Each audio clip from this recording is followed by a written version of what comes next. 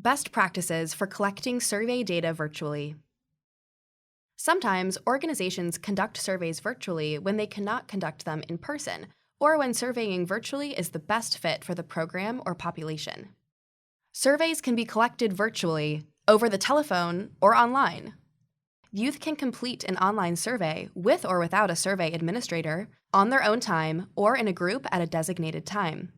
Imagine you have designed a survey on youth satisfaction with an SRAE program and plan to administer the survey online. An institutional review board has approved the survey, research protocols and consent forms, and parent or guardian consent for youth younger than 18 has been collected. Now, the survey can be administered online. First, obtain assent or agreement to complete the survey from youth younger than 18. Youth should have the opportunity to opt out of the survey, even if their parent or guardian consented to the youth participating. You should program your survey so that youth can give their assent on the first page of the online survey. Write the assent in plain language at the appropriate grade level and include the purpose and a description of the survey, the amount of time it should take to complete it, how data will be used and by whom, how data will be protected to maintain youth privacy, and when data will be archived or destroyed so youth can weigh the risks and benefits before they agree to participate. The assent should clearly state participation is voluntary, and youth can change their minds about participating at any time with no negative consequences. It should also describe any incentives for completing the survey, such as a $5 gift card. After reading the assent form, youth can indicate whether they agree or disagree to complete the survey. Only if they agree will they continue to the survey questions. If youth are 18 or older, use this same process to collect their consent. At the beginning of the online survey, tell youth verbally or in writing that their answers are confidential and they can skip any questions that make them uncomfortable. For example, include language such as, "The survey results will be summarized and individual responses will not be reported. Neither your program facilitator nor your parent or guardian will see your responses. You may save your responses and come back to the survey at a later time. You may skip any questions you do not want to answer." It's not always possible for youth to take the online survey in a private space, but they should be encouraged to complete the survey in a location that is safe and away from the view of others. Consider including a question asking youth to indicate whether they are taking the survey in private. If they answer yes, they are taken to the first survey question. If they answer no, they might be asked to move to a safe place where they can complete the survey in private. If they are unable to move to somewhere private and safe, they should be prompted to take the survey at a later time.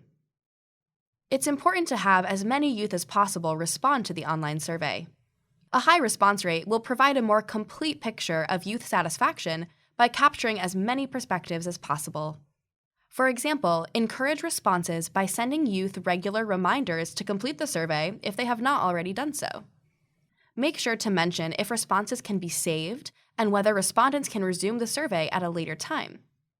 For example, if their phone numbers or emails are available, send texts or emails up to twice a week while the survey is open. If possible, don't send reminders to youth who have already completed the survey. Send the messages on different days, including weekdays and weekends, and at different times of the day to ensure youth with different schedules are more likely to see the message. Include the link to the survey in the messages so youth can easily access it. Consider posting reminders on the program's social media pages, asking facilitators to remind youth to complete the survey, and hosting a virtual makeup session for the group of youth who did not complete the online survey. Keeping the survey short will also help obtain high response rates. When you remind youth to complete the survey, advertise the incentive and include details about the amount of time it will take to complete the survey.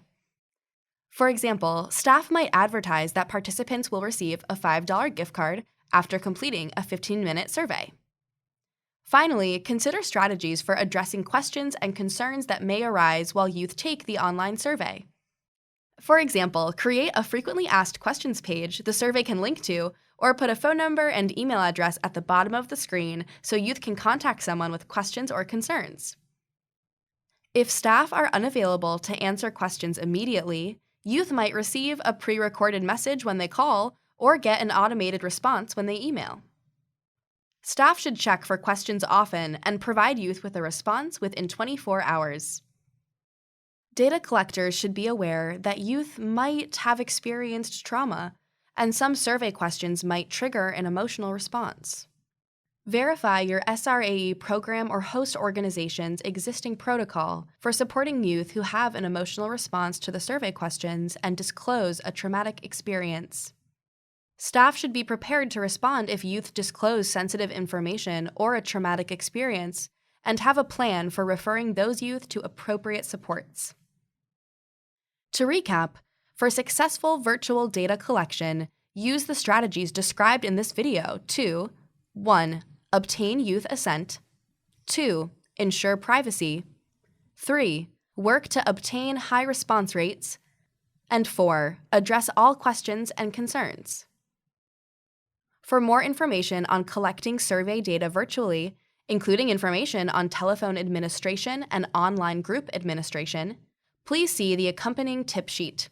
Visit our website at sraene.com or contact the Serene team at sraeta@mathematica-mpr.com.